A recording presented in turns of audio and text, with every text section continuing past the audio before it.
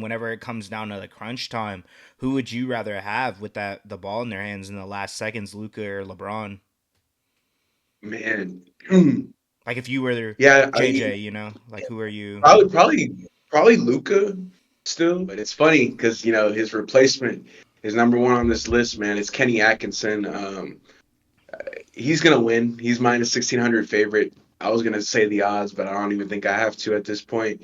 He's pretty much got it wrapped up. But hey, the what the you know like I said, I think the pieces that the Pistons have are definitely worse than the Cavs. But what Kenny's been able to do on the defensive end, it's completely changed the course of their team around. And I think the Cavaliers have gained the respect of the NBA, man, because of Kenny Atkinson and what he's been able to do schematically on the defensive and offensive side. And I wanted to yeah, ask you, bro. So obviously Josh Giddey has been going crazy, really the past month, but honestly probably since All Star break, and then Caruso is who we traded for him. For everyone that doesn't know, Josh Giddey played for the Thunder last season. We traded him to the Bulls to get Alex Caruso. Obviously, statistic wise and stuff, Giddy's having a great year. Caruso's not gonna be doing that type of stuff. People are saying on social media that we lost this trade. I wanted to see your thoughts on that. yeah, I disagree. What's going on, Three Man Weave family? It's your boy ZD in the building. I'm coming at you guys live from a different little environment right now.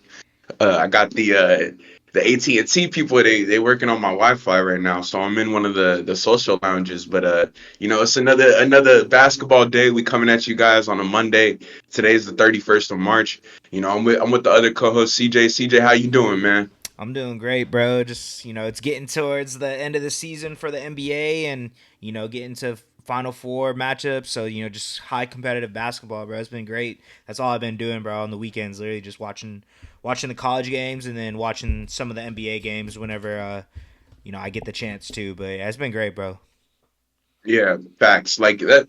I mean, that's the beauty about March, bro. Is like the Final Four like is set. You know what I'm saying? And then we got the playoffs are right around the corner, bro. Like, you know what I'm saying? It's almost that time of the year where these basketball games they start mattering. So, Mm-hmm. it's exciting, bro.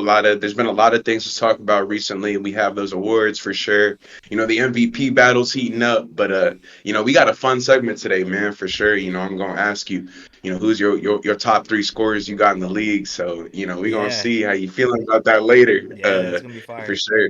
100%. But bro, I'll start it off, man.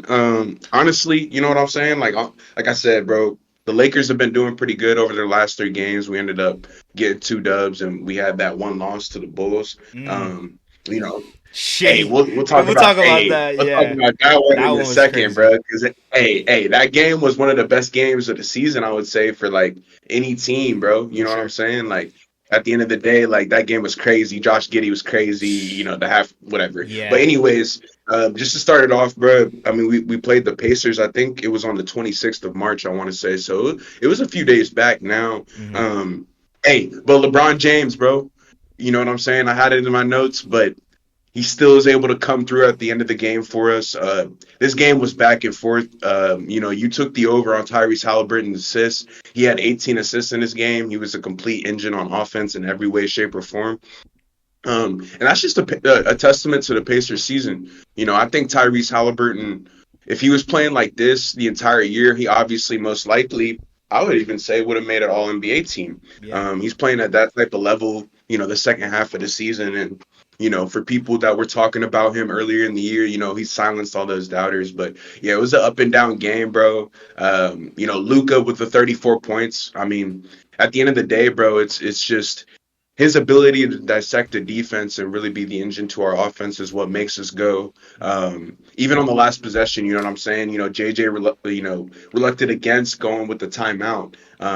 Luca got into some action. I think it was like a little fadeaway, and he ended up missing it. But just creating those chances, creating those opportunities, like that's why Luka's there, bro, is to be able to, handle those one-on-one situations with grace and finesse. And then obviously LeBron was able to come through at the end of the game. Also, AR, I don't know if you've seen this, bro, but AR and Luka, they were wearing like their pink shoes, bro, because Mm. Austin Reeves, I guess his brother, he's having, a daughter. So, Mm-hmm. shout out to AR, man. You know what I'm Facts. saying? He had another amazing game. He's been blazing hot over his last 10 games.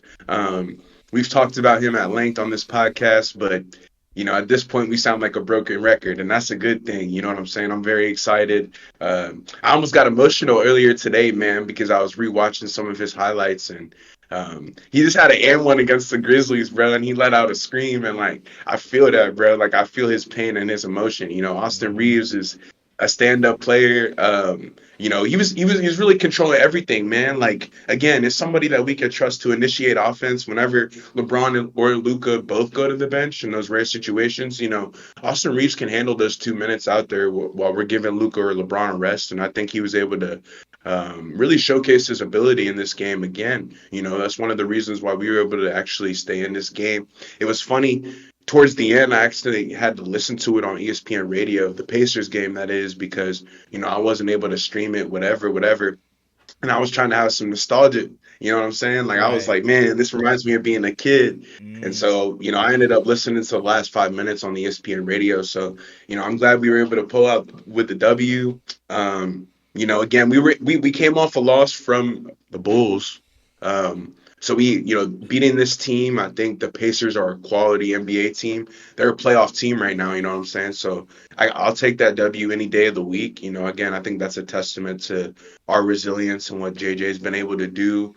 It was a high scoring game. I think it was 119 to 120. So our defense has been pretty shaky over these last 10 games. And unfortunately, you know, that's going to hurt us, especially coming down the stretch in the playoffs. But we were able to sneak out a W in this Pacers game. So I was really excited. But, bro, going into this Bulls game, man, there's not really much more I can say other than whenever we've played the Bulls this season, we've seemed to be unfocused. We played them 2 games ago because the Mm-hmm. Grizzlies was our most recent game. We played that on the 27th, and we suffered a 119 to 117 loss. And everybody probably saw it by now. I mean, Josh Giddey might even win Play of the Year with that, but Yeah.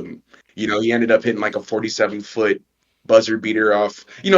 Honestly, I'll build it up. So LeBron James, 30 seconds prior had turned the ball over, and I think was it, Kobe or somebody hit a three to Yeah. cut it to one. I'm pretty sure it was And Kobe. then yeah, I think it was Kobe White.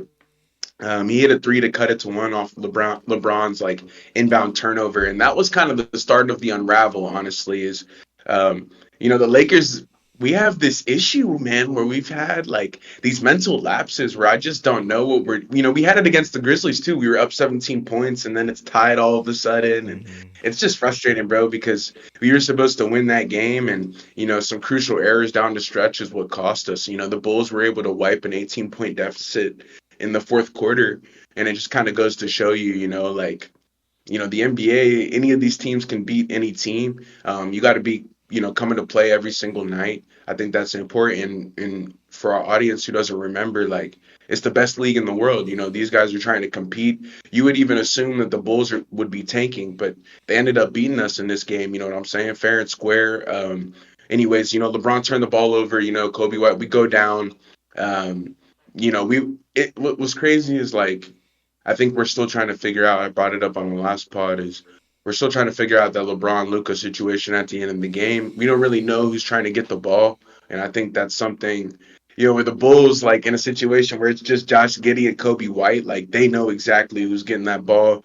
It's not a question of like, I don't know if you remember, but Kyrie and Luca were actually going through similar issues a couple years back as like they were playing this Right. my turn, your turn basketball. And that's what we got into at the end of the game. And obviously Giddy hit that shot over LeBron and it was I call it BS.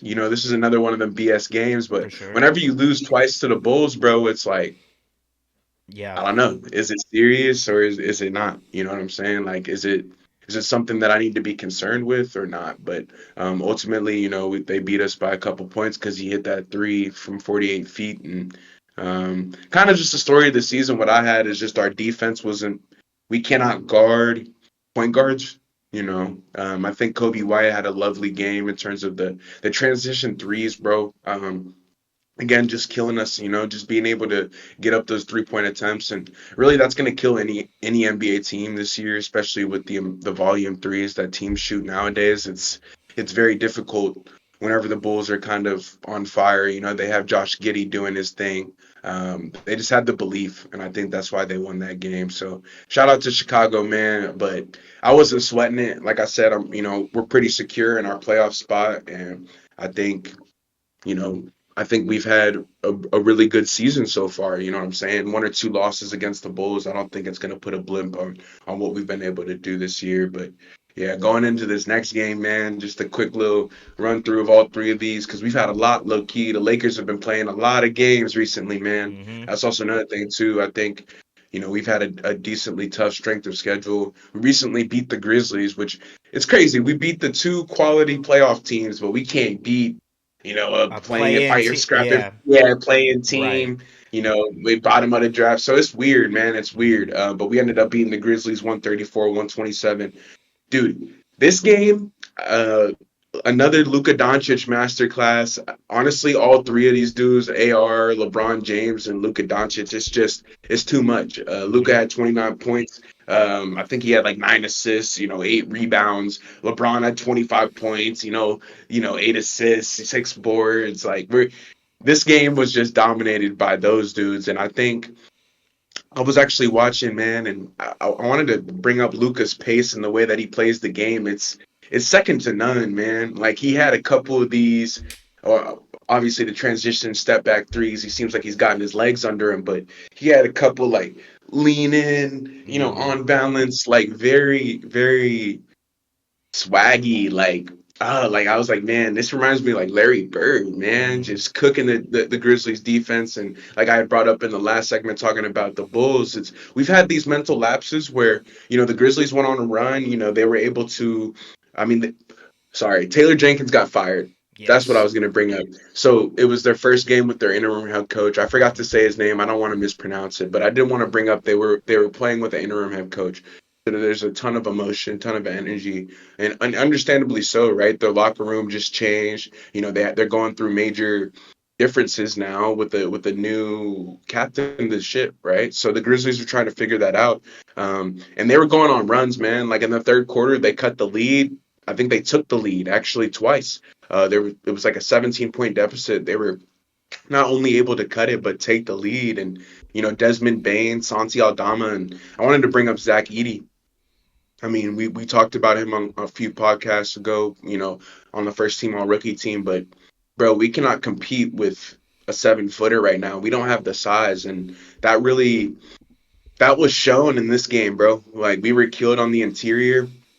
Our 3-point shooting was amazing this game, bro. Gabe Vincent, I've talked down on him pretty much all season, but he was outstanding in this game. Was catching fire early in the second quarter, but also in the second half, just giving us a boost. And then Dorian Finney-Smith with timely, Roy Hachimura with timely big threes, and that's this Lakers team right now. Is we're dangerous. I was thinking about it when we're playing the Grizzlies. I was going to tell you that's not a good matchup for the Grizzlies whatsoever. Mm-hmm. They don't want to see the Lakers in the playoffs at all. I think they'll go home immediately. That's just a matchup that gives them a ton of nightmares, and it's because we have a lot bigger guards. We have taller, guys who can initiate offense, whereas the Grizzlies have forwards and centers who are a little bit bigger, so they can't.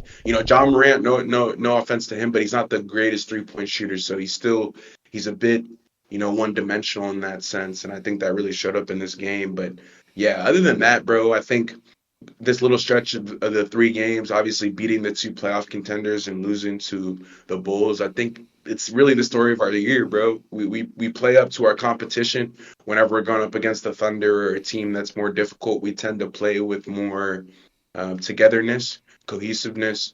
Like I said, I've said it before. We play like a symphony, man, when we're out there balling. And you know, the other night it was another symphony, bro. Austin Reeves had another big game, just doing everything. I think he had an and one. Like I was telling you in the last segment, he had this and one. He just let out all the emotion, um, because he's just had a extremely great season. So, shout out to the Grizzlies. I think Jaren Jackson Jr. had a pretty good game. Zach Edey was the main highlight. We're playing the Rockets tonight at 9, so I'm gonna be able to tune into that game. But yeah, this little stretch of games definitely proven to me that we're ready for the playoffs. Luka Doncic looks healthy. LeBron James looks healthy as well. I wanted to bring that up. He looks good. And yeah, I think my team, I think we're solid, man. I think that was a good little recap. I think we're solid. We're coming off a pretty big W, so hopefully we can beat the Rockets, who were in a little scrap last night. Mm-hmm. Yeah, bro. Yeah, it's. I think my only question for you, like hearing your analysis of the team, this season and stuff, like you were saying, whenever it comes down to the crunch time, who would you rather have with the ball in their hands in the last seconds, Luca or LeBron? Man, Like if you were yeah, JJ, like who are you? probably Luca still. Um, I think LeBron James, like the game against the Pacers, was really cool because I was listening to it on ESPN radio as the Pacers announcers. They were like, Luka Doncic, going in for the game winner. He fades back. He misses. LeBron LeBron James. James.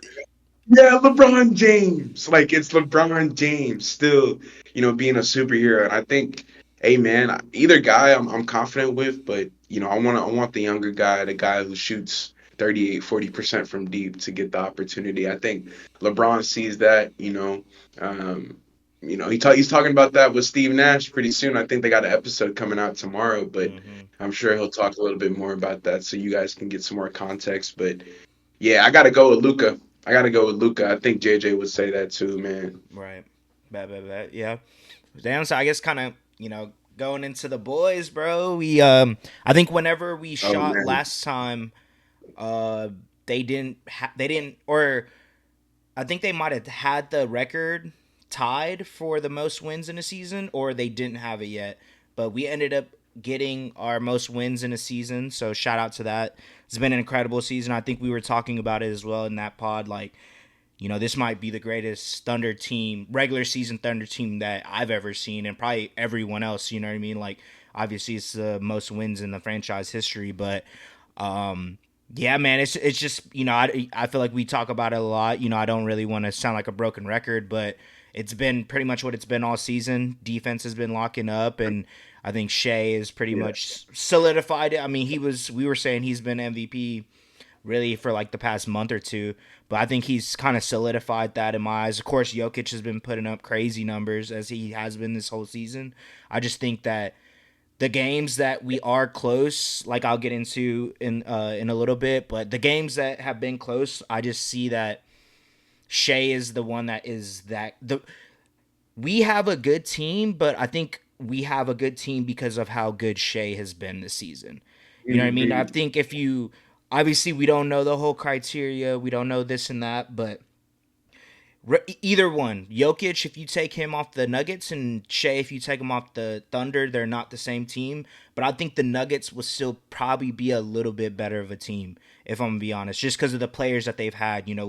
OKC is a young team. You know what I mean? Like they're kind of establishing themselves now, and I feel like when you have a player at Shea's caliber, they're able to thrive and shine in their roles. You know what I mean? I feel like, Jamal Murray, MPJ, Aaron Gordon, these players are already pretty good. They're champions, of course, because of Jokic as well, but they're already kind of like established, But that being Solidified. said, we went against the Grizzlies the other night, like y'all did. And it was a really close game, bro. I think I started watching it probably towards the second half. The pretty much up to the fourth quarter, it was a close game. I think I have it right here. There was 7:41 left in the fourth quarter. We were down by 2. It was 99-97. I think from that point on, we ended up smacking them, bro. I think we went on like a 18-0 run, so we were up by 16 or 20 at that time, and then they started kind of scoring towards the end. But yeah, it was like we've been saying, bro, and like you said about your team. I think it's showing with these type of wins, especially against playoff contenders. People, I mean, the Grizzlies, I think, are the fourth seed or fifth seed, one of Oh those. yeah, bro. So They're they're they're solid. they're in the playoffs, and we're able to do stuff like that. It kind of just shows like our grit You know what I mean? I think it's like we're not really giving up. Like we're not like how you were saying with the Lakers. I feel like y'all are a great team and y'all have the potential of making it to the finals. I think it's just y'all play down to y'all's competition though, and I feel like that's been the thing with us because I think we also went against the Pacers, who are also a great team, but ended up smacking them. But even when we play,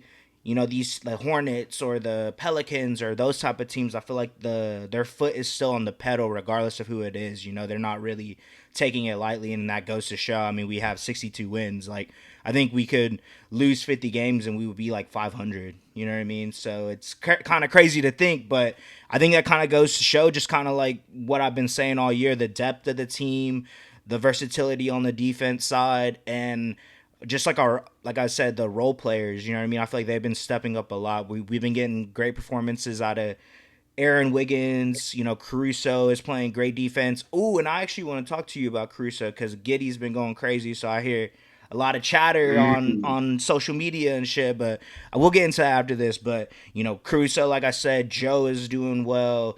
We have Jalen Williams getting triple doubles coming off the bench, like like we brought up early in the previous pods. We just have Yeah, there's just so many players on the team that I think this, like, I'm not gonna lie, bro. Like I don't like to get too far ahead of myself. I like to be kind of enjoying it for what it is. But like I think this could be a championship team, bro. Like I really think yeah, I so. Like agree. I have obviously there's a little lapse in the defenses, and when it comes to playoffs, yes, it's gonna slow down, but I don't think that's really gonna be an issue for us because of just the way we play. And we have a player like Shea, who he's not gonna probably average 33, but like he's probably still gonna drop 30 honestly, and probably maybe get a little Yeah, bit more assist or whatever. But I feel like it all boils down to who's going to be that next guy. And I feel like that in the playoffs, especially what I've been seeing throughout this whole season, it could be anybody. Honestly, it could be Chet one game, it could be J Dub, it could be Isaiah Joe hitting 10 threes in a game. And those are the type of players that you're needing in the playoffs that can step up in those type of moments. But like I said, I don't like to get too far ahead of myself because I don't want to, get too in my head about that, and just kind of enjoying it for what it is, because I feel like, Mhm. we talked about it, and I think I sent you a post Yeah, about Shea when he was saying it, like, yeah, it's great. I'm grateful we're winning, and this is all cool, but like, we haven't really had any success, or we haven't achieved anything yet. So it's kind of that mentality, and that's kind of how I've been telling you this whole pod, and all the listeners who have been watching us throughout the whole season. That's what I just need to wait to see it in the playoffs, bro. That's kind of what I'm waiting for. But yeah, I mean, that's kind of really all my analysis of the team. I mean, like, yeah, yeah, I feel yeah. like we've been talking about it these past pods. There's not much for me to talk about I'm about besides to just say, nitpicking stuff, and then of course, I guess who we're gonna end up playing in the playoffs. But I wanted to yeah, ask you, bro. So obviously, Josh Giddey has been going crazy, really the past month, but honestly, probably since All Star break, and then Caruso is who we traded for him. For everyone that doesn't know, Josh Giddey played for the Thunder last season. We traded him to the Bulls to get Alex Caruso. Obviously, statistic wise and stuff, Giddy's having a great year. Caruso's not gonna be doing that type of stuff. People are saying on social media that we lost this trade. I wanted to see your thoughts on that. yeah. I disagree. I just think every player in the NBA, when they go to a team that has nobody, yeah, they're gonna get opportunities and be able to do certain things that they wouldn't normally be able to do on a championship level team. It's not to slight Josh Giddey's ability whatsoever. I think he has the chance to be an all-star, but I think what Caruso is giving the Thunder is just as important as what Giddey gives the Bulls. Mm, That makes sense. So I don't really think they like won or lost the trade. I think it's a pretty even trade. I think right. there was obviously foresight with the Bulls on making that decision. Clearly, they believed in his ability. Nobody ever, like, I think it was just that situation with that female, bro. I don't think it was ever like, Right. oh, can he play basketball? Or like, nah, like, he was always pretty He good. was. So, I'm not um, gonna lie, bro. Like he was really good. I think there was one season he was averaging like 20, or 19 or yeah, whatever. You know what I mean? Like yeah, he's been good at yeah, basketball. I think it's just for me, it was kind of like what his shooting ability, honestly, especially when yeah, and we've been seeing it, right? He's the Bulls starting point guard, and obviously Shea's our starting point guard. So how is that gonna? I feel like Josh Giddey isn't really that good off ball, but he can create. Like, we've been seeing him doing these crazy passes pretty much since he's entered the league, and he could kind of get to the rim, but come playoff time, it's when he gets a little. His game is a little Right. Well, suspect, but that's what well, I was about to say. I think yeah. that's where Caruso for us, we didn't really need another ball handler or someone that could score because we have that. Honestly, we have a like fluent offense. I feel like with Giddy on the floor, he has to be the main ball handler for him to be a great player. But I feel like what Caruso has been providing for us, I think it's. I honestly, I think it's. I guess it just really depends, right? If you want to chip, but I think it's a Oh yeah. pretty even trade. I mean, obviously, like I said, Giddy's averaging his numbers these past month is crazy, but we don't really need that, Like we don't need Yeah. someone to do that for us. I think it was kind of just a trade for our fit of our team, and whenever Caruso's on the court, bro, he is definitely he's gonna be a huge contributor to us winning. Like I feel like we've been seeing that with his defense and even his just his honestly, bro, it's really just his defense. I feel like that's a huge reason why we're one of the, or if not the best defensive team in the league. We have players that could pretty much he could guard 1 through 4 realistically, and Giddy couldn't do that. I mean, he could probably get 10 assists and 10 points, but he's that defensive side isn't, Yeah. so but I don't know. I just want to see Pros what and you think cons. because I think it's a pretty Yeah. even trade in my eyes. So Yeah. There's pros and cons to both player archetypes, but yeah, the Thunder, you don't really have much to like gripe about. I think they've been. I think they're. I was gonna ask you. I was surprised you didn't bring this up, but you think they'll get 70 wins? I think that's oh what they're trying to do.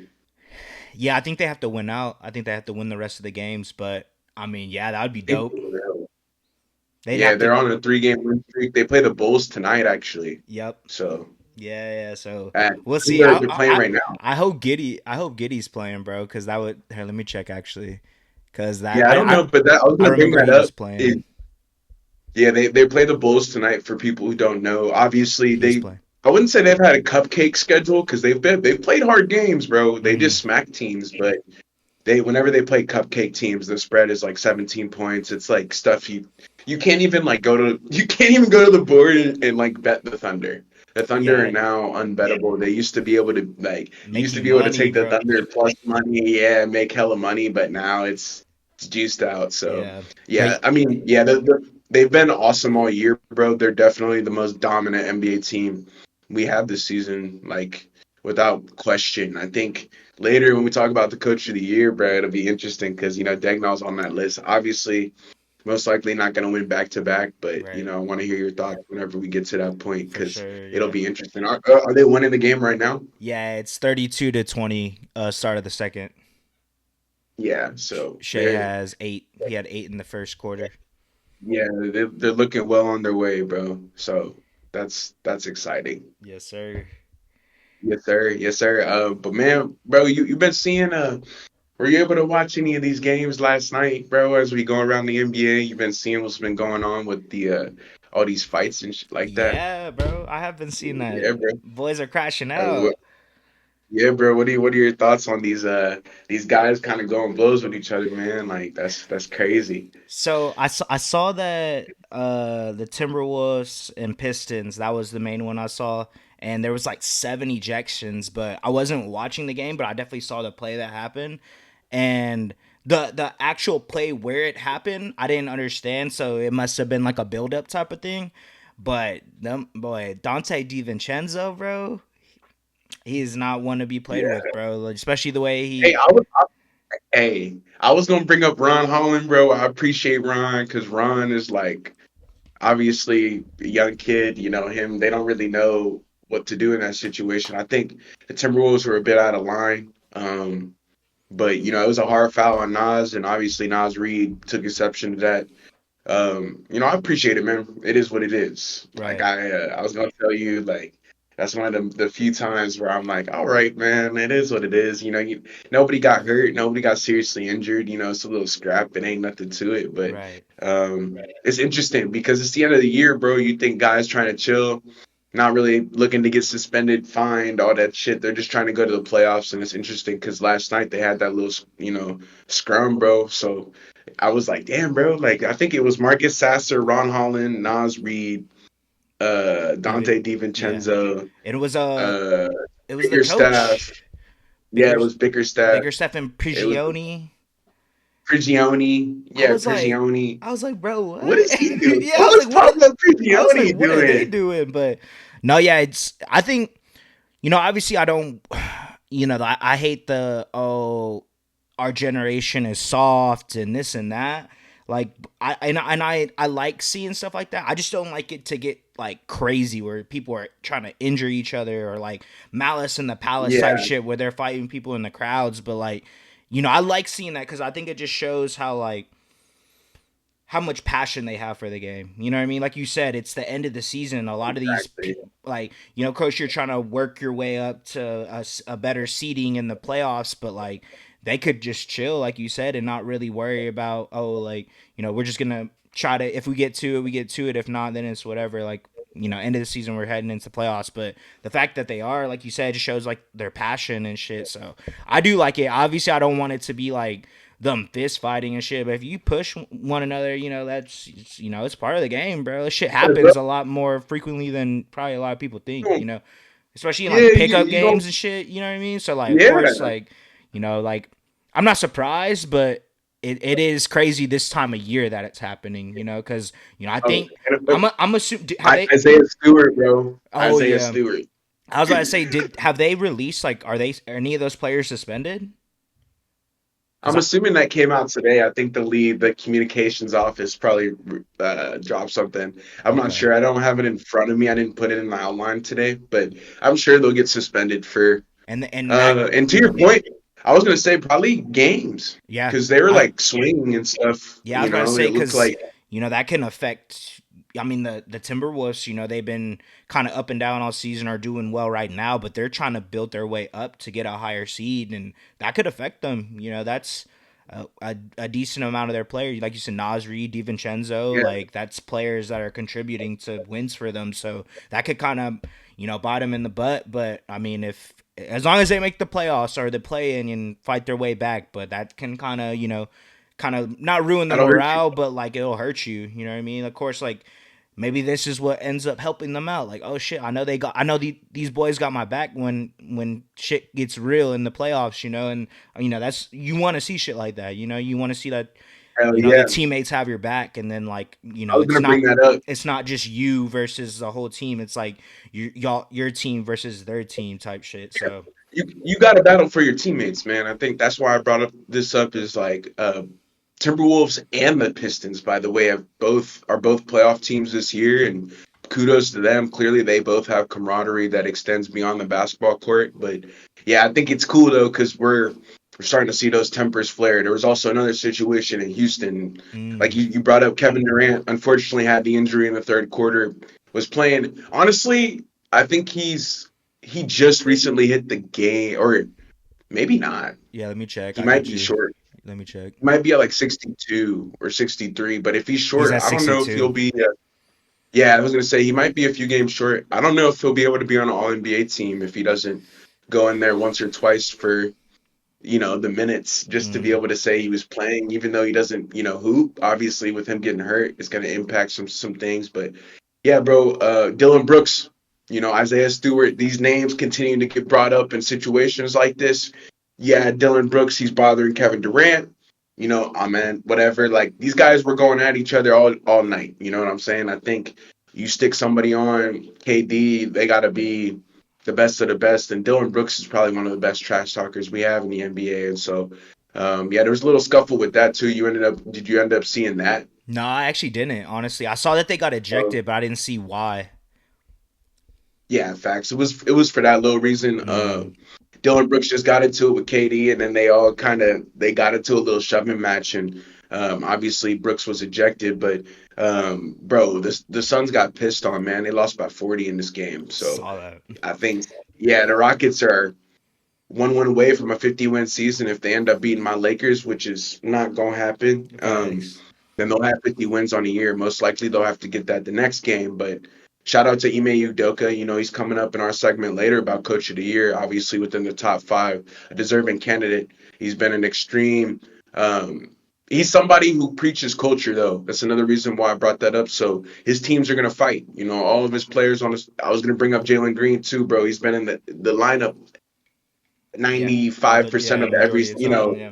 his career, right? So, building that sense of community and camaraderie against guys and making sure people can fight for the next man up, I think is really important, bro. So, yeah, I think these scrums are interesting, bro, because they make me hype. They remind me of the old hoops. But yeah, you're right, bro. People do got to stay safe, make sure they're getting healthy and preparing for the playoffs. Because at the end of the day, that's what matters. It doesn't matter if you come 80 something games all the way down in the season and then you're not even ready to go for the playoffs. You end up getting bounced in the first round. Like, that's not going to do. So, Right. hopefully these guys get ready with these little, scrums and, to get it out of their system and get ready for playoff hoops. But, Mm-hmm. bro, I wanted to bring this up to you, man. I think, if I'm not mistaken, this is, one of the first seasons we've had in recent memory where there's two NBA teams who are pushing 70 wins, and the Thunder and the Cavs. And I wanted to hear your thoughts about the Cavs, man, because what are your thoughts on the season that they've had? They just recently hit this milestone. I want to say was it against the Kings? I forget. Who did they play most recently? They played the Clippers. The Clippers. Yes, it was against the Clips. They were able to pick up that big, they haven't had 60 wins since LeBron James, bro. I think in 2009, 2010. So, you know, give me some of your thoughts on Donovan Mitchell and the boys, man, for the one time. Are they obviously you've answered this question before, but yeah, you think they're going to the finals, bro? You said nah, but I think they are. So kind of my thoughts before I get into that. They've been playing incredible all season. Obviously, they have 60 wins. They've been probably the second best defensive team first, depending on who you ask.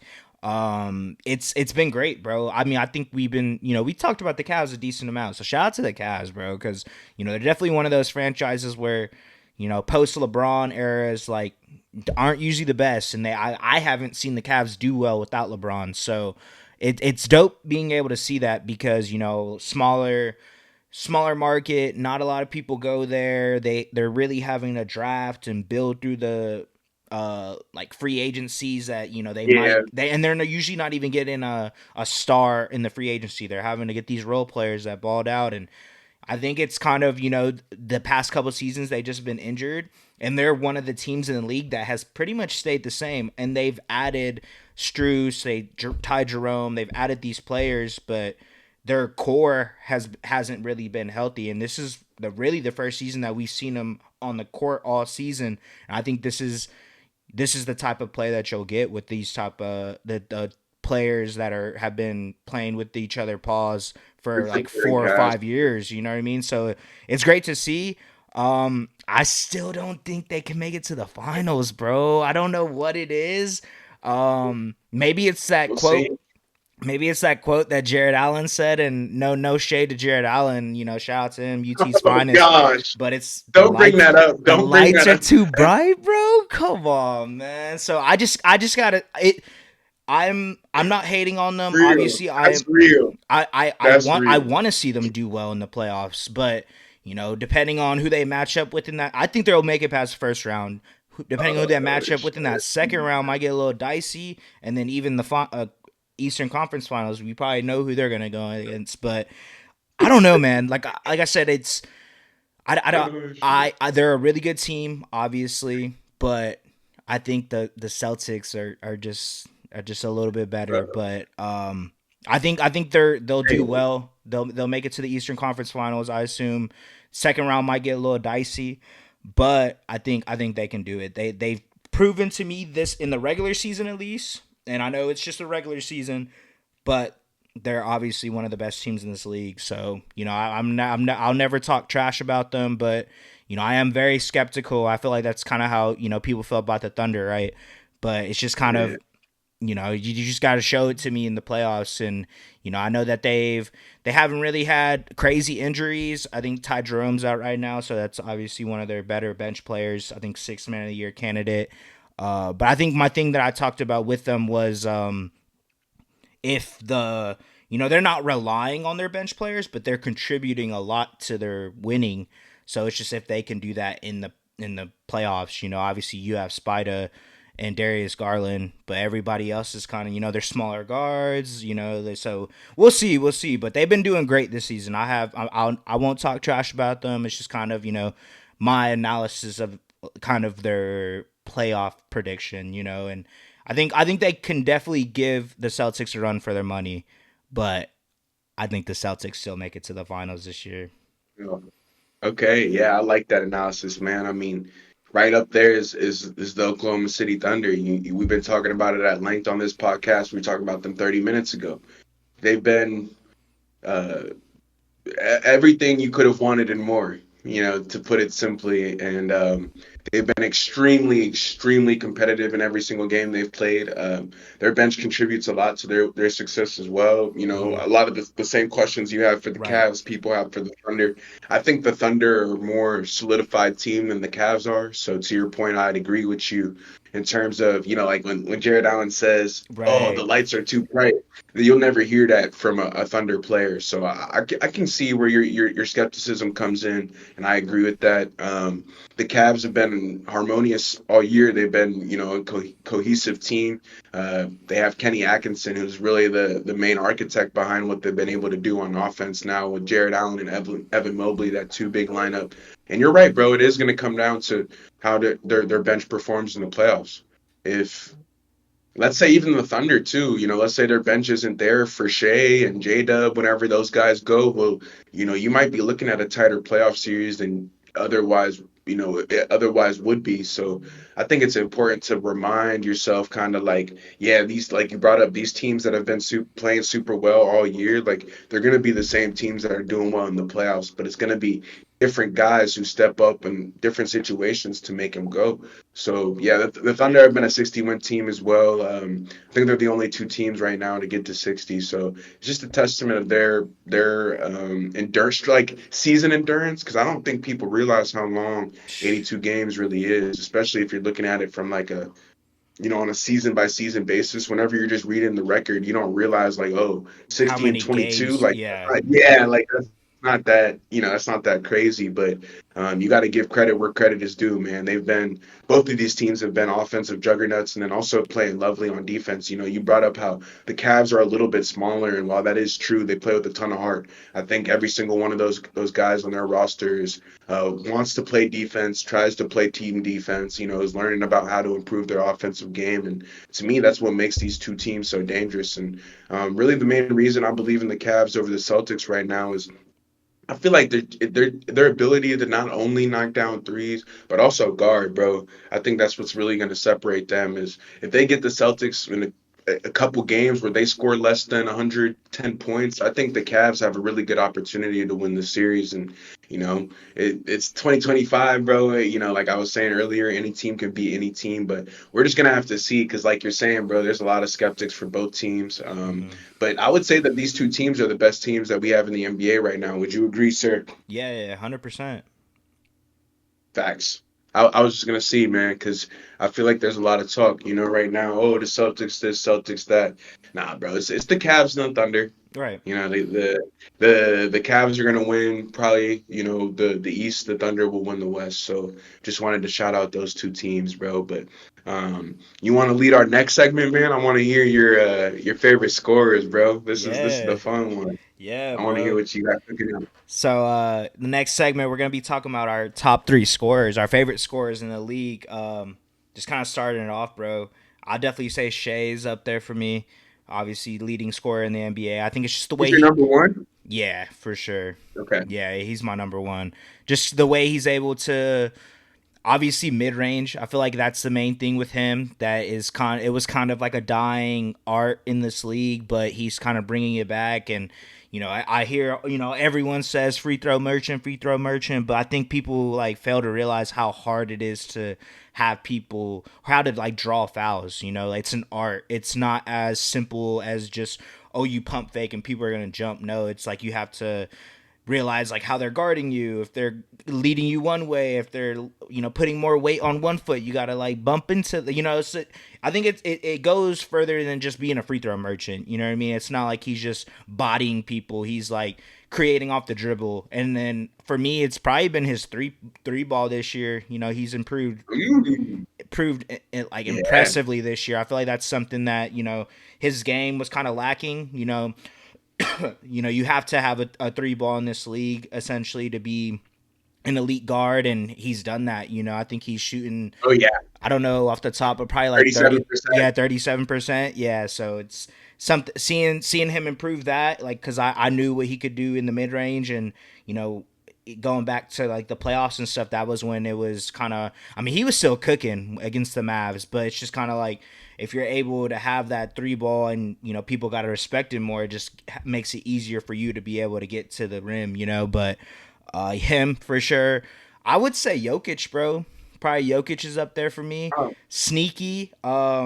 He doesn't, it's not as like I said, like a flashy like a Shea or wow. yeah, it's not Yep. like hitting threes like Steph, but uh it's just kind of effortless for him. I think that's why I like seeing it because he just gets the ball in the Mm, post, bodies him, hook, turn around, fade away.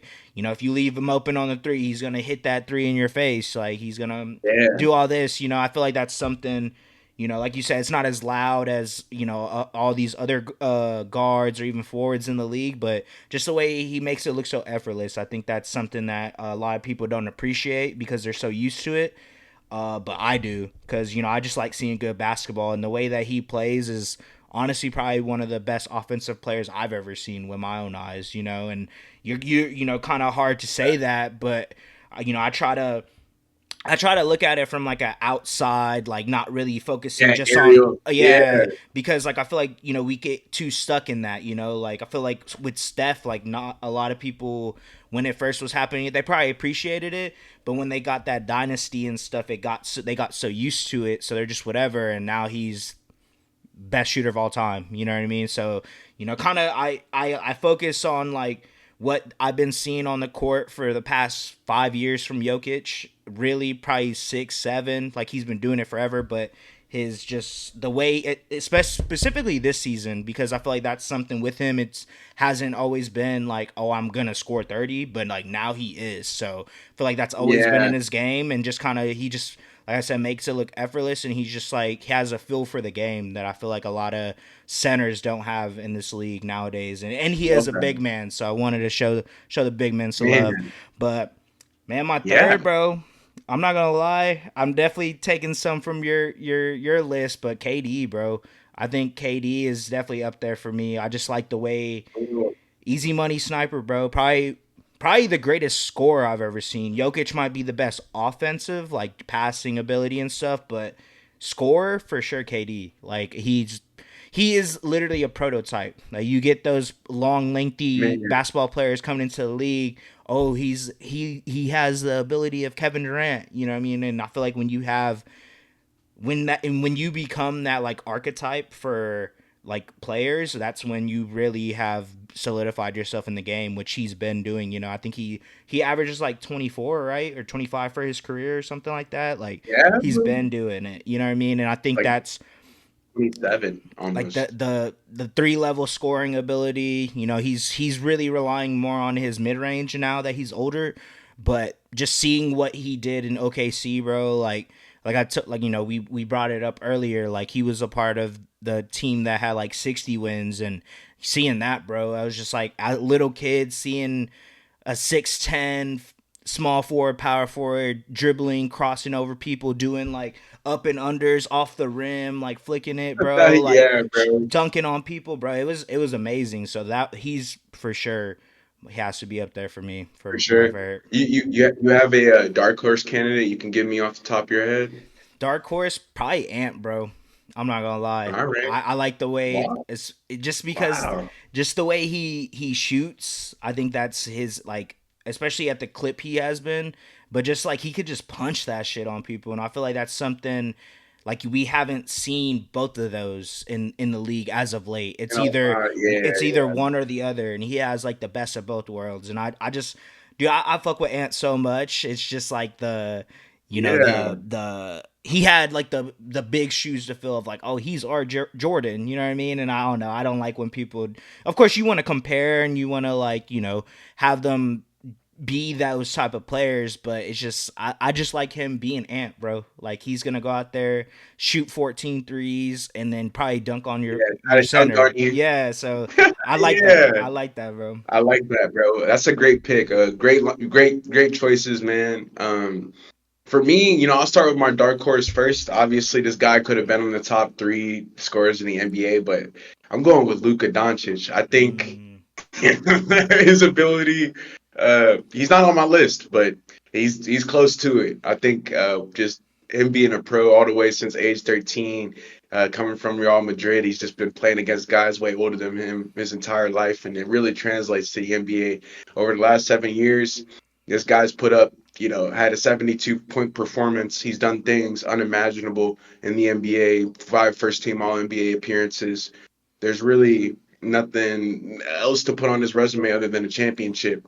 He's one of the best. I would say he has some of the best footwork in the NBA in terms of scoring. If you watch Luka, his ability to be able to decelerate, stop on a dime, his scoring ability he's dangerous from anywhere on the court. It's too much. It's too much. I think him being 6'9", 6'10" as well, just what he could do in the post. His offensive game is so polished. So shout out Luka Doncic, man, for being my dark horse. He could have easily made this oh, list, for but sure.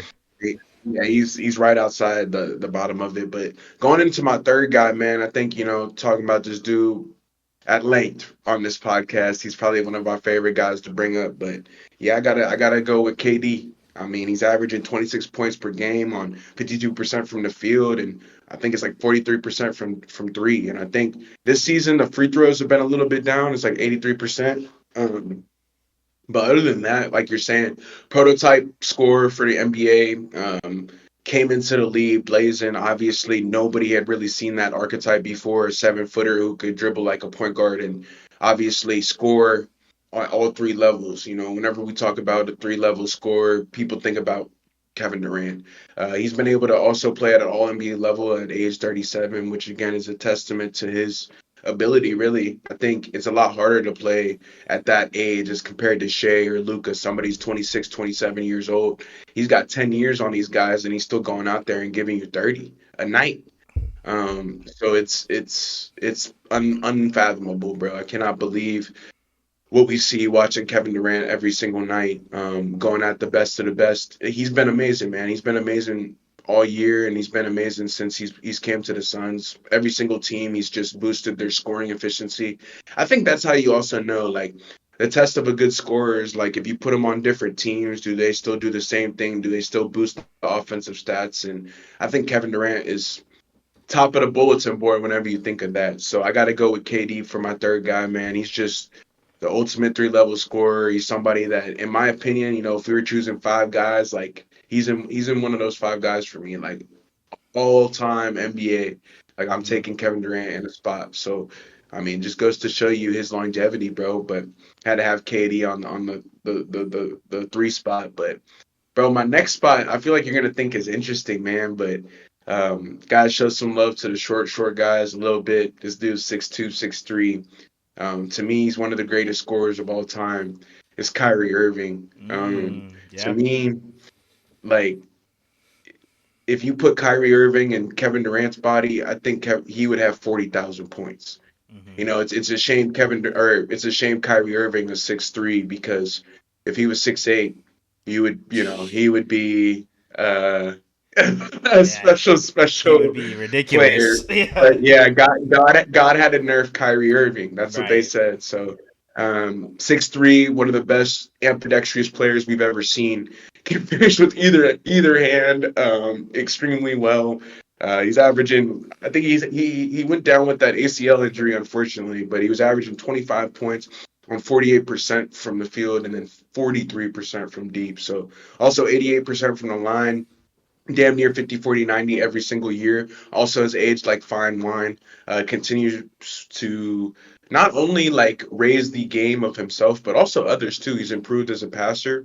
I would also argue that he's also one of the best players that we have in the league in terms of footwork. I'm thinking of Luka Doncic, Brunson, Shea, Kyrie, even Durant. Like all these guys have extremely high level footwork that allows them to score in so many unique and different ways. And Kyrie Irving is, he's brilliant, man. I mean, at his size, there's really not a player that I can think of off the top of my head that's as tall as him that really has his finishing ability and his 3-point shooting ability as well. One of the clutchest players that we have in the NBA. He's never shying away from a big moment.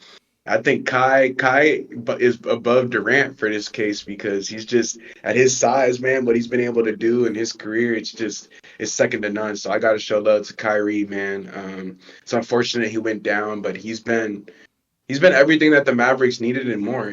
For them to trade Jalen Brunson away, I would say that having Kyrie Irving, there's a reason why you don't really hear any complaints out of any Mavericks fans, is because he's been absolutely brilliant. And he was brilliant before, but I think, the dark clouds that were surrounding him on the Celtics, it's just in the Nets, it was tough for him to have, that full offensive impact like he's been able to have on the Mavericks. So shout out Kai, man, but he's in Hmm. my second spot firmly. Last but definitely not least, obviously this boy was at the first spot for you too, but it's Shea Gilgeous-Alexander. No question, the best scorer hands down in the NBA. I would say he has the best footwork in the NBA. Can draw fouls the easiest as well. He's learned the art of drawing fouls and he's mastered that. And to me, what it is just like you said, bro, the 3-point shooting, the mid-range game. He's really brought back his mid-range ability. I think he's getting at least, I think, like 8 to 10 points in the mid-range area per game. So when you add that on top of his free throw rate and then one or two threes, you get to 25, 26 points pretty fast. You know what I'm saying? So Hmm. you can see the damage that Shea has been able to do on the offensive end. And I think, his passing has really grown as well this season too. We haven't talked about that a lot, but him having a lob threat partner in Chet Holmgren and then some other guys who can contribute on the offensive end as well. I think that's helped him in the assist department. But he's averaging like I think he's shooting 53% from the field, 37% from deep, 90% from the line off the top of my head. If I'm not mistaken, averaging like 32, almost 33 points a 33, game. yeah. Yeah, so just again, man, we've talked about Shea at length on this podcast. Honestly, the last 2 years that we've been doing this, and we talked about it when we did the All NBA. But him, Luca, guys like that, as long as they hit the games limit, they'll make first team. I don't Hmm. think they'll ever be, unless Shea just has like a kind of down year. He might make second or third team, but you're gonna see him on the first team pretty much from here on out, like until his new supermax is over, you'll probably see him on the first team. So, to me, he's the best scorer on this list. Better than Luca, better than any other player in the NBA. I didn't have a big on my list like you did with Jokic, so I think that was interesting. Definitely a different matchup, but that was cool, man. I'm Right. glad we got to go through that exercise and see, your favorite scorers in the NBA. Yes, sir. Yeah, that was dope. I Yes, like sir. that. Yeah, bro, for sure. I'm sure we'll have to see what TikTok says in YouTube, man. Right. You guys leave your little list in the comments, man. Hopefully you guys can come up with your own. Obviously, we'll probably have similar players, but that's of no matter, it's just a testament to these guys and their scoring ability. But Hmm. yeah, bro, going into our next, and final segment, brother. You ready to talk about the coach of the year? Oh yeah. Yes, sir. You want to start at the bottom, bro? You want to talk about email real quick? Yeah, bro. Let's talk about it, man. Let's. Let's get into it, man. So He's. I mean, I'll get it. I'll tell you what I was gonna think, yeah, I was about to bro. say, For say, him, say. so for people that don't remember the situation with the Celtics, the reason he had to leave was because he was having that affair with whatever one of the employees or something like that, and everybody kind of knows that's not something we do. Now that's 2 years removed. Obviously, Ime's come to Houston, and he's been, bro. I would say he's been the answer to what they've been looking for. I mean, they've had these guys on the roster, and I was gonna ask you, bro, like. You probably agree Houston Rockets probably have a top five developmental system in the league, right? So Yeah. they've always drafted well, like Tari Eason, Reed Shep, all these guys. They've always had the pieces, but they've needed somebody to put it all together.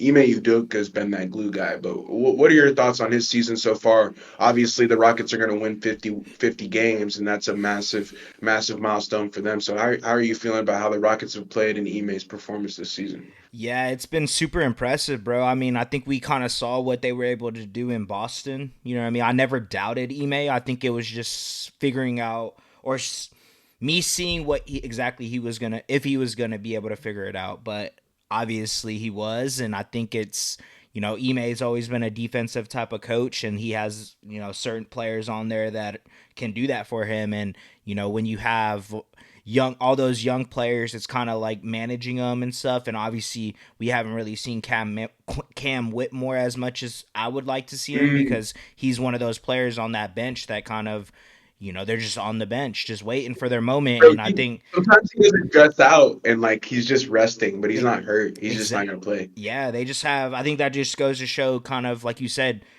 that's what Houston was missing. They were missing like someone that could set a culture and have like the right players on the court at the right moments, and I think they found that, man. They're looking really good. I think I wasn't expecting them to win 50 games this year. Probably I was expecting like 40, maybe 45, high 40s, you know what I Right, mean? But like right. 50 is a lot, bro. Like you said, I don't think a lot of people realize how many games that is that they are actually winning throughout the season, when you just look at it. But they've been hooping. I think, like you said, Ime's been pretty much the reason why. I mean, they haven't really added that much players, like new additions and stuff. Obviously, they're rookies, and then Dylan Brooks and Van Vliet, but everyone else has kind of been there. So I think he's able to kind of put his players in the right situations.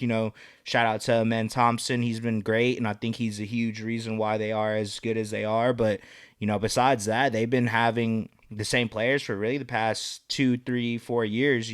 So it's kind of seeing him being able to put all the pieces together, and they're actually winning. I think it just, like I said, it's all really because of him. So yeah, shout out to Ime, man. Yeah, he's kind of the answer to their he was the answer to their problems, like I brought up a few minutes ago, and he continues to build their culture there properly, and their team is so deep, man. I think Reed, and Cam Whitmore recently had those big games, and they just have those guys sitting, not even dressing out. So yeah, I think Ime can lead a team of young guys to the promised land. Hopefully, the Rockets end up competing for an NBA final or NBA championship soon.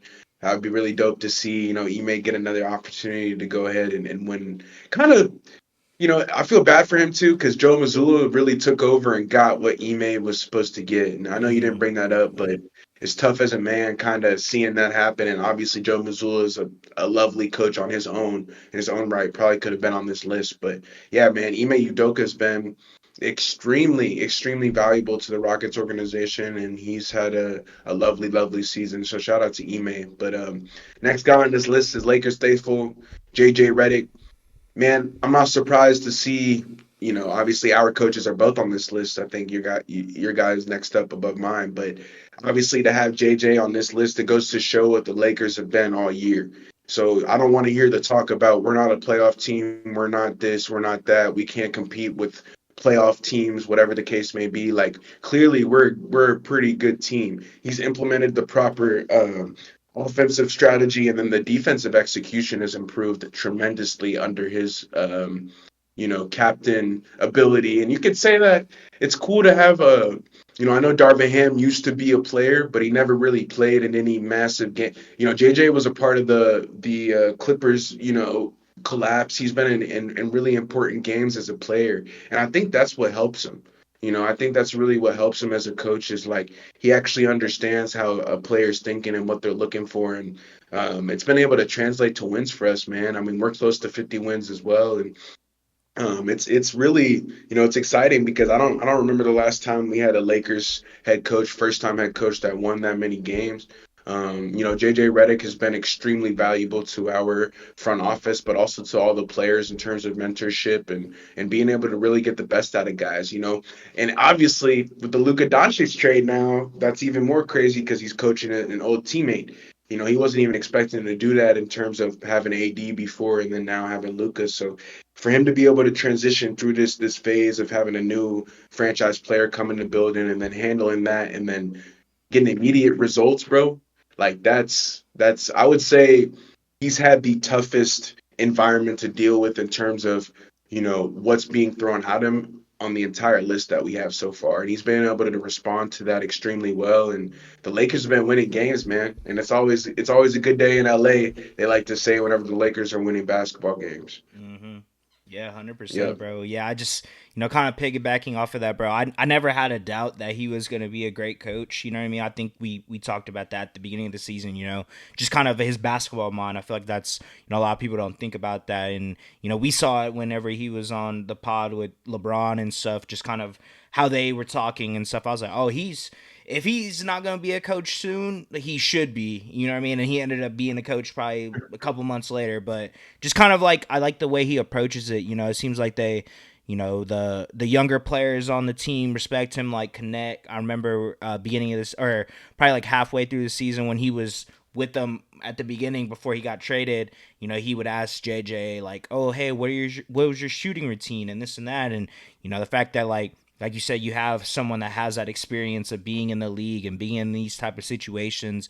I feel like players respect that. You know what I mean? So I never had a doubt in my mind that he was going to be a great coach. Obviously, y'all are winning games, and that's always great. And I think that's a huge reason why he is on this list because a lot of the first year head coach. What is he going to do with the Luka trade? Are they going to be able to like figure it out? And he is. So shout out to JJ, man. I feel like a lot of people were very skeptical of what he was going to be coming to this season, but I never They had a should doubt. be. Yeah, I never had a doubt, bro. Honestly.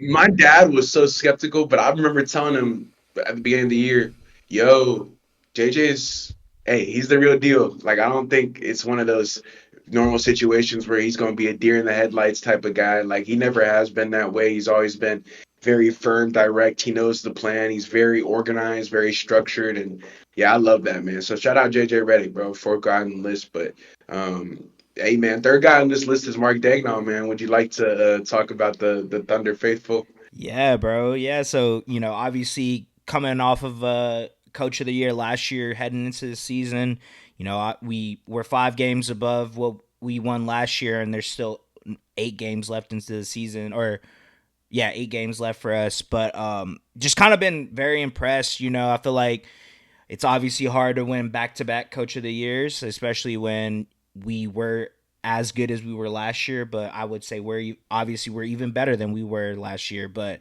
the coaches of ahead of them, I feel like deserve it. But I feel like pretty much what I've been very impressed with is the fact that we still have been one of the most like cohesive units in the league, and we're playing for each other. You know what I mean? I feel like that's the main thing with ours. We're a team, and I feel like that's Yeah, something that not with each other, for for each each other other. exactly. And Yeah, I feel like that's like something. Obviously, it starts with the coach, bro. Like you could have all I these like players that. on your team, and but when you have he's pretty much giving, he always is saying like, oh, I'm putting the players that I know that are going to be able to contribute, and I feel like that's a huge reason why we're as successful as we are. And I've been bringing it up all season. The depth that obviously has something to do with his coaching and having everyone just be prepared. And defensively, he knows that we're one of the best in the league, and just kind of giving other players opportunities. I feel like that's something with a lot of other coaches in the league. They don't, they stick to like Dibs, and we have all these other Hey, coaches in this league that kind of their philosophy. they stick to what they know. They don't like giving these young guys a chance, and he does that, because we are the youngest team in the league, so he has to. And just kind of believing in them, bro. I feel like that's what one thing with a coach. If your coach doesn't believe in you and they're not confident in your ability, why would you expect to, or why would you do good, or why would you expect to do good if they don't even believe in you? And I feel like that's the main thing Yeah, with me, bro. Just kind of like how like you said, we're playing for each other, not with each other, and it's a huge part yeah. of our culture. I feel like that's kind of been us, like the Most team, wins in the NBA. the team interviews, post game interviews. You have everyone around like that. That's the Yeah, type of vibe that you want, and I feel like that's something we don't really get a lot in this league. I feel like a lot of players are just not everyone, but like they're playing to get a bag, or they're playing for themselves, and it's not as a unit, you know. So just been super appreciative of what he's been able to do. You know, obviously we have great players, but someone has to call the plays. Someone has to put the people in the position to do that. So Coach Daynott has been doing that all season, and you know I'm glad he's part of the squad, man. Yeah, I was gonna actually give him props for his willingness to experiment with the lineups and not be afraid to try things out. I think that's gonna help them in a playoff situation. And yeah, bro, he's leading the Thunder to the most wins that they've had and ever. And they're the best team in the NBA, so got to give props to him wherever it's due. But yeah, obviously these next two guys, they're very deserving to be in these next two spots. JB Bickerstaff is the next guy we have up, the Pistons head coach. Man, there's not enough to say about this dude leaving the Cavs job. It's crazy that you know, but Yeah. it's crazy. It's cool to see that he's still contributing in a high level shape, way. And honestly, I believe the pieces that he has on the Pistons, out of anybody on this list, he's got the worst roster, Right. and what he's been able to do with the Pistons, bro, it's amazing. I think they're the only team in NBA history to increase their win total by like more than 35 games. I think it's something crazy. And they only Yeah. won like, 13, 14 games last year. So they have like 40 wins this season. I mean, it's a testament to their resilience, the type of culture they're trying to build. He's put belief in Kate Cunningham to run that offense. And, he's really installed a defensive mentality to that team. And that's what they needed. That's what I had in my notes is these next two guys are very defensive. I would say Dagnall's more of a blend. JJ is an offensive, Hmm. right, archetype. That's an example of somebody who's offensive minded. But JB Bickerstaff, Kenny Atkinson, these guys are focused on defense, and I think it shows. The Pistons and the Cavs are also one of the better defensive teams we have in the NBA. The Pistons, in terms of their ability to be scrappy, they got young guys like Duran, they got a Thompson twin, they have Cade, obviously, but guys like Ron Holland too, Marcus Sasser, they have other pieces that they don't always have to play every single game. And I think JB Bickerstaff has done an extremely good job of managing the emotions, what's expected, the expectations of what the Pistons actually are. And I think they're a playoff team that people need to watch out for, man. If you're doubting where the Pistons and what they've been able to do this season, I think you're wrong. I think the Pistons are a good team. I mean, they're not an NBA Finals playoff like team, but they are a solidified playoff team who's going to be obviously going down to the wire of cover these series and getting interesting now that the Bucks don't have Lillard. Like there's a few these injuries in the East that's going to shake it up. So I think JB Bickerstaff is firmly where he should be on this list, man. Second on the totem pole, but he's done everything extremely well for that organization. So I'm extremely excited for their future. Hmm. Yeah, I was about to say, just kind of my thoughts. Just the fact that he was able to go change the culture of the team is huge for me, because we were talking about Pistons last year. They were in a very, very, very dark place. So the fact that he was able to Yeah, come in there and approach it in a way where they're able to actually win basketball games, and I feel like that's kind of what that city was missing for the Pistons. They were able to find someone to, kind of what Ime did in a sense, and I feel like it's obviously the wins is probably what really set him higher than Ime in this sense. But he kind of did the same thing. They've had the same type of players there for the past couple seasons, weren't really successful, but right when he got there, he kind of put all the pieces together, figured it out, and now they're winning basketball. So they're winning games. yeah, So it's bro. kind of, shout out to JB Bickerstaff, man. He's definitely one of the more underrated coaches that we have in this league for sure. 100%, 100%. But it's funny because his replacement is number one on this list, man. It's Kenny Atkinson. He's gonna win. He's minus 1,600 favorite. I was gonna say the odds, but I don't even think I have to at this point. He's pretty much got it wrapped up. But hey, like I said, I think the pieces that the Pistons have are definitely worse than the Cavs. But what Kenny's been able to do on the defensive end, it's completely changed the course of their team around. And I think the Cavaliers have gained the respect of the NBA, man, because of Kenny Atkinson and what he's been able to do schematically on the defensive and offensive side, and just giving belief. to Donovan Mitchell and letting Evan Mobley be Evan Mobley, and obviously being able to figure out, how to run that two big lineup because it's really tough. They're one of the only teams in the NBA that does that, alongside the Thunder too. A lot of teams don't play two centers anymore. It's very rare, and I would say Evan Mobley's more of a center than a power forward. He's still working on his handle, but I think he's getting there, just through the belief that Atkinson has placed on him. And then, bro, we talked about it earlier, 20 minutes ago now, but they're a 60-win team, Mm-hmm. and it's right there with the Thunder in terms of one of the better teams that we have in the NBA. And I've talked about them. I think that they can go to the finals, based off the leadership that Atkinson has shown. But the pieces that they have on the chessboard, they're very impactful. Um, he's pretty much been the answer to all their questions. I think JB Bickerstaff was kind of in the mud there in Cleveland and trying to figure out where to go next and what the next steps were going to be if they could get to the next level in the playoffs. And Atkinson has come in, taken over the job, done a wonderful job, and solidified them as the best team in the East this year. And it's looking like they're on their way to an Eastern Conference Finals. It'll be interesting to see the Joe Mazzulla, Kenny Atkinson mental battle. But Mm-hmm. hopefully, Kenny wins Coach of the Year, and the Cavs haven't had a Coach of the Year in a long time too. So it'll be cool for them to get this award. But Yeah. if you have any other thoughts, man. No, yeah, that was about it, bro. You said it perfectly. That's kind of how I felt about him this whole season, and the fact that, like you said, he's more defensive minded coach. Their schemes are ridiculous. Like you said, having two bigs, a lot of teams don't have that. So the fact that he was able to figure out how to have Mobley and Allen be successful, and obviously they worked on their game in the off season. So of course, but he's putting them in the right positions, and they've been killing it this season. So yeah, you said it Yeah, they've perfectly. been going crazy. They've Hmm. been going crazy. So shout out the Cavs, bro. I think Kenny definitely deserves to win this year, no Yeah. doubt. Yeah, 100%. So it's exciting. But you have anything else, man, you wanted to chop it up about? Nah, man, I think that was it. I think that was a good pod, bro. Do you have anything Oh else? yeah. No, man. I think on Wednesday we're gonna be coming with the betting segment. I'm gonna recap what happened this past Wednesday. Because I took CJ clean slate.